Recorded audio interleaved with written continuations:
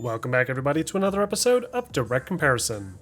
In today's episode, we're going to take a look at two of the most popular Grand Theft Auto games of all time, the most recent entry, Grand Theft Auto V, and the fan favorite GTA San Andreas, and see how they compare in regards to their visuals, their gameplay, and their available features.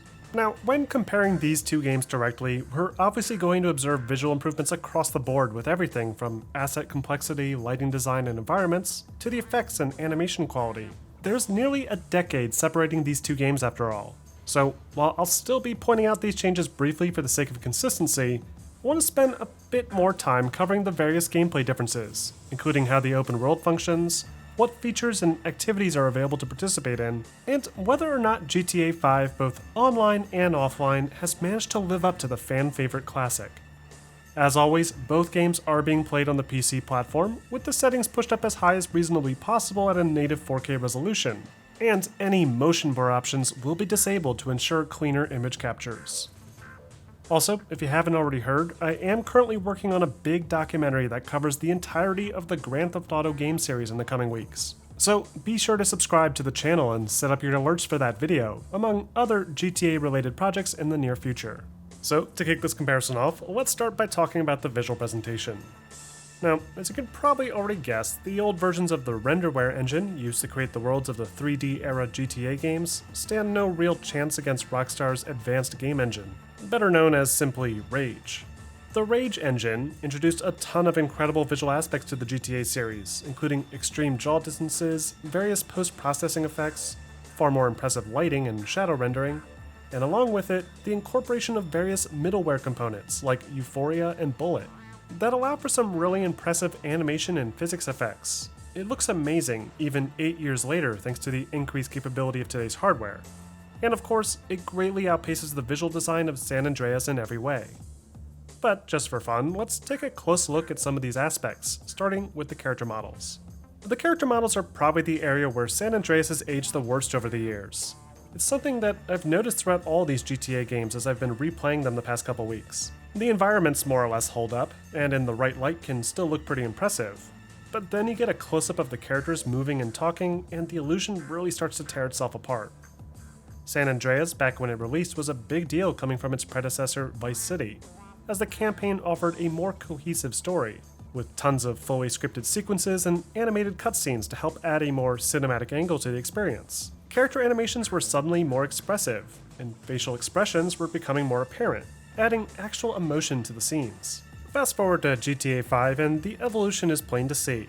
Cutscene animations are now incredibly fluid, with an insanely wide range of emotions being more effectively represented on screen. And of course, the character models themselves are substantially more detailed, with more polygons, higher fidelity textures, and even appendages like fingers being rendered independently from each other. It's pretty wild to see just how far these character models have come over the years, and as we've seen with Rockstar's latest work, they're still making huge improvements to this day. Then of course we have the environments. This is probably one of the most intriguing aspects of this comparison to me, as both games happen to feature the same stylized interpretations of famous Los Angeles landmarks. Things like Hollywood Boulevard, Santa Monica, the Watts Towers, the LA River, and even the various mountain ranges northeast of the city are all locations recreated in these two games. But as you can clearly see, the GTA V versions come a little bit closer to matching their real-life counterparts. In fact, I visited Los Angeles a few years back for the first time, and was surprised by just how much GTA V got right about the general look and feel of the city. Sure, it's not nearly as big as the real thing, but the layout is pretty faithful. The San Andreas versions of these locations, however, are even more scaled down. They're still easily recognizable, but they feel more like nods to these landmarks as opposed to one-to-one recreations. Now, all that being said, San Andreas does have a big advantage when it comes to the scope of its environments. Unlike GTA V, San Andreas features not one, but 3 major US cities, all within the same playable space. The game does start off in Los Santos, but after the first couple of acts, players can then visit a decently large interpretation of the San Francisco Bay Area, complete with its crazy steep roads, the piers, and even the Golden Gate Bridge. Later on, players can then explore a recreation of Las Vegas, or Las Venturas as it's known in-game, and can even gamble at casinos and pull off a big casino heist. Between all this, there's a large amount of forest areas, farmlands, and desert regions to explore, only further adding to the impressive level variety. And while it's technically not as large as the GTA 5 landmass, its smart use of the playable space helps give San Andreas an undeniably larger feel. Now, like with the character models, the visual quality of the environmental assets that make up these worlds are obviously superior in GTA 5. Geometry is more complex, making hillsides and mountains appear more natural. Surfaces utilize significantly higher fidelity texture maps, and the inclusion of more dynamic props and details only further enhance the realism of every inch of the environment. Another big reason for this obvious discrepancy in quality is of course the lighting and shadow effects. Lighting in San Andreas has a very disconnected and unnatural feel to it. There doesn't appear to be any direct lighting on the world itself, but rather baked effects that will gradually change with the time of day. This is even more evident with the interior cutscenes, where character models feel superimposed onto pre-lit backdrops and feel incredibly out of place. That being said, I do greatly appreciate the effort that went into the game's skyboxes and ambient lighting effects. With the draw distance cranked up, San Andreas does a really good job of layering the background details with different color tones to help add some nice depth to the image. And sometimes it can look gorgeous with its stylized color tone, especially out in the desert where the sky will often turn purple. It's not necessarily the most realistic looking lighting, but it has a unique style to it that fits well with the game's feel. GTA 5 on the other hand aims for much more realism with its lighting design. The game world is now properly lit with global illumination, and with the help of volumetric lighting, enhanced screen space reflections, and a slightly cooler color tone, the world of Los Santos feels more real than ever. The shadows enhance this even further, with practically every single prop in the world casting an appropriate soft shadow based on their distance from the ground, whereas you'll find in San Andreas that there's practically no shadows at all. And then finally, there's the effects like explosions, fire, water, and the physics. These too are predictably more impressive in GTA 5, with more complex fire effects that will propagate and even follow oil trails when ignited. Explosions will utilize more intricate alpha effects and are combined with some image blur and screen shake to help sell the illusion more convincingly. Meanwhile, the water, which is really not featured all that prominently in San Andreas, is now vastly improved upon, with full wave simulation out in the ocean, and even a surprisingly complex network of coral reefs under the surface that put to shame the scarce seafloor of San Andreas. But the physics are the real game changer, and probably one of the most critical visual components that separates these two titles. Things like the damage models in San Andreas are all just layered scripts that will trigger based on certain conditions, but GTA 5's damage model rendering is more dynamic, with pieces that will realistically break away and crush in different ways each time. Thanks to Euphoria, character models will also stumble around dynamically when they trip or fall. It's certainly not perfect, and as we'll see in a later video, GTA 4's physics effects are arguably much better, but it's still miles ahead of what San Andreas is capable of, with everything feeling static and stiff by comparison. But this is all to be expected. It's pretty obvious Grand Theft Auto 5 is visually superior, as there's been over a decade of graphical evolution since San Andreas released. And while it's fun to see how things have evolved since then, the real reason I wanted to compare these games is to take a look at the available gameplay features.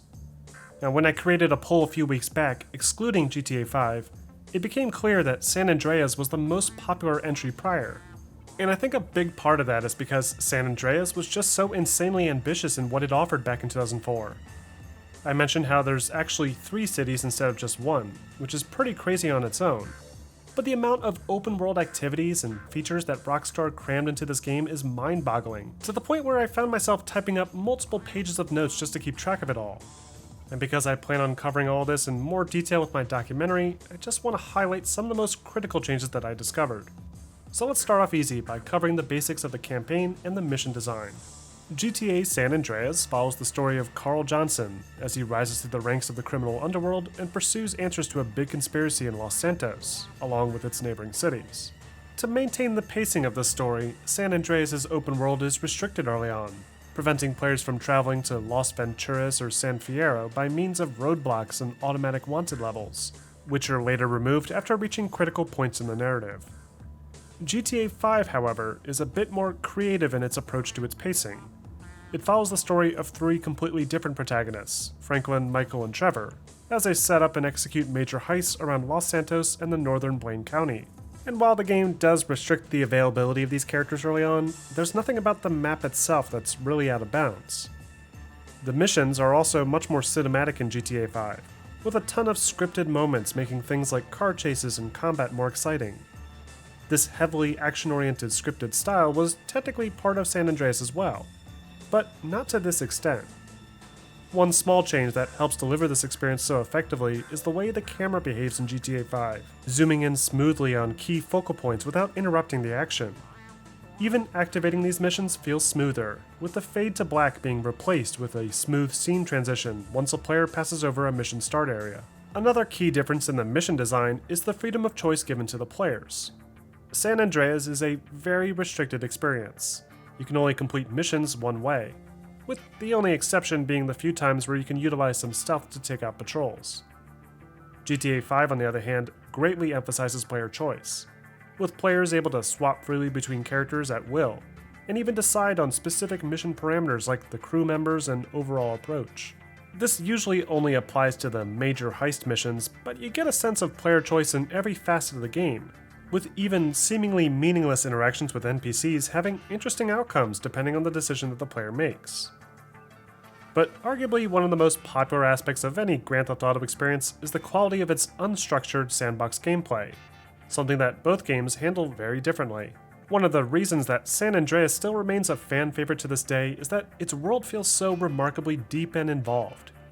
There's so many different types of stores to visit and activities to participate in, from barbershops, clothing stores, and restaurants, to gun stores, tattoo parlors, and even digital horse betting.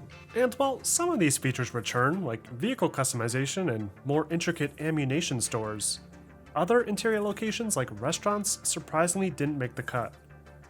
Restaurants like Burger Shot and Clucking Bell were used previously to restore the player's health, but are now only featured as decorative structures in the world with no way to interact with them. Players instead need to get their health by other means, like vending machines or first aid kits, or they can alternatively visit liquor stores to buy snacks and heal up on the go. Another feature that is frequently brought up when talking about San Andreas is the way player stats are handled. In GTA 5, player stats are increased through normal gameplay by performing basic actions like running, shooting, or driving, making the character progressively more effective at these actions as they get further in the story. San Andreas, however, takes things a bit further and actually introduces a system to maintain CJ's strength and weight. Eating too much fast food will make the player fat and thus impact their ability to run, while working out at the gym will increase their strength and alternatively reduce their body fat. Other features exclusive to San Andreas include dancing minigames, burglary missions, graffiti tagging, basketball, billiards, and gang-related activity, including survival mode-based territory control while exploring the Los Santos area. GTA 5, however, offers its own set of unique activities, including a full golf and tennis minigame, hiking, hunting, submarine exploration, base jumping, impromptu store robberies, visiting the movie theater, trading stocks, and even browsing a fictional version of the internet. It's remarkable, really, how many features have been incorporated into both of these games. And GTA 5 in particular continues to add even more content, at least to its online mode as well, including lots of missing features like hydraulics for cars, dance clubs, and casinos. It's just a shame that these features aren't similarly being incorporated into the single player without the use of mods. Moving on, let's talk more about the core gameplay mechanics like the combat and the driving. This is where I think GTA 5 really gets a chance to shine. As fun as the Grand Theft Auto games are, playing through them all recently has highlighted just how long it's taken Rockstar to really nail the feel of the combat. Combat in the original 3D GTA games is incredibly awkward, with either a lock-on system that focuses on center mass, or a free aim system that is inconsistent and hard to control. Even worse is the way drive-by shooting is handled, that requires players to look either hard left or hard right and fire perpendicular to the car, relying on a slight auto-aim to take enemies down. GTA 4 was the first game in the series to incorporate cover-based shooting mechanics, along with an option to freely aim weapons while driving. But GTA 5 improved on these systems even further, making the cover shooting feel smoother and more reliable, while also increasing weapon accuracy and adding in the ability to shoot from the hip without zooming the camera in. San Andreas doesn't have any form of cover system, and relies on players running in and out from behind walls, either auto-locking onto enemies or manually aiming. but trying to run backwards while in combat will awkwardly have the player shooting up into the air, which can be extremely annoying when dealing with a more difficult combat encounter. The driving has similarly been overhauled a great deal since the San Andreas days. Back when the games were still running on renderware, the vehicles in GTA felt extremely light and easy to whip around corners at high speeds. They weren't necessarily realistic at all. More often than not, hitting a corner at high speeds would cause it to flip and explode shortly after. But GTA 5 has since improved the vehicle handling, adding more weight to the cars and making them easier to control while airborne. Turning at high speeds can be slightly more difficult, requiring players to adjust their speed more carefully, and vehicle damage can even impact the way that the vehicle behaves, with severe damage causing the vehicle to pull in directions or slow down. It's not necessarily as realistic as the vehicle handling in Grand Theft Auto 4, which again, I'll discuss in more detail later on, but it's still vastly superior to the vehicle handling featured in San Andreas. Now, there's a ton more we can talk about here, like the difference in the police response, the interaction of the AI, and the many different ways to earn money in-game, but I think I'll save that for when I cover the entire series in a little bit. For now, let's wrap up this video with a brief sound comparison. Like with the visuals, we should expect the sound quality to be an improvement across the board for GTA 5. But still, what do you guys think? Which game do you think has the superior audio quality and design?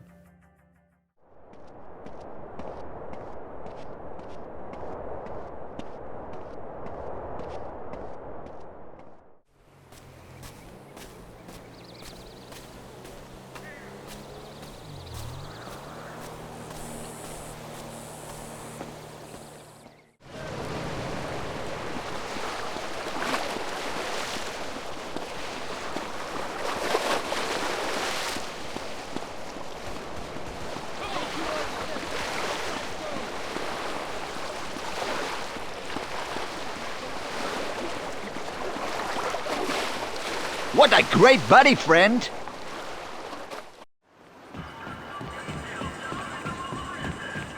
Hey, man. Hi there.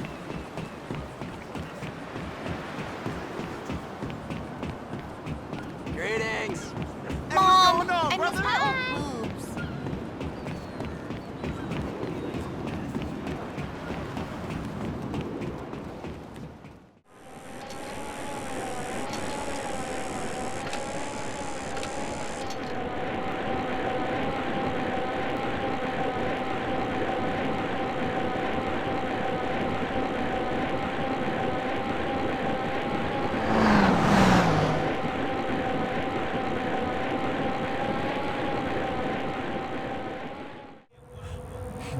Original baller gang. Yeah, tell 'em again, man. FKDK all day.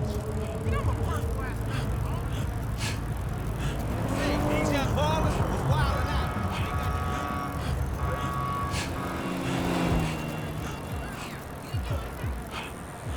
Sweet Jesus.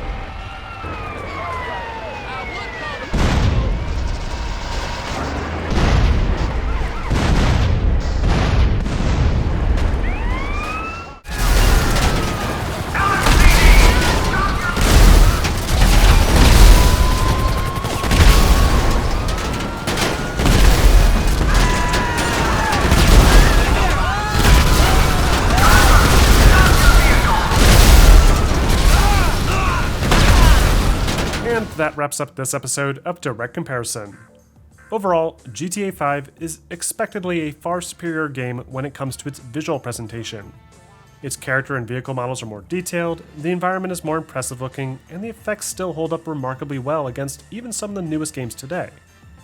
However, San Andreas still offers a surprisingly deep and immersive open world gameplay experience that many feel rivals that of GTA 5. There's an insane amount of things to do throughout its wide-reaching world, and it's fascinating to see what features that the developers decided to keep over the years, and which ones they felt the game would be better off without. But what do you guys think? If they were to add more features from San Andreas to GTA 5, what would you like to see brought back? Or do you prefer GTA 5 just the way it is? Let me know in the comment section. And don't forget to like and subscribe for more videos like this posted every week.